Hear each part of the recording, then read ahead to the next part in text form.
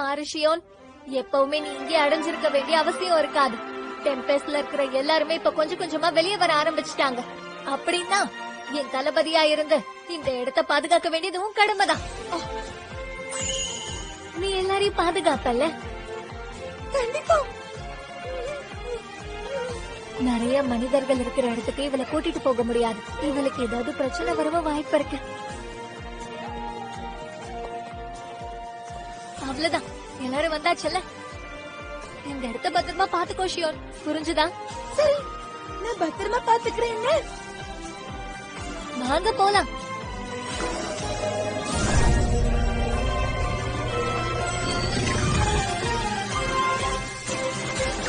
உடனே கவுன்சிலுக்கு போ.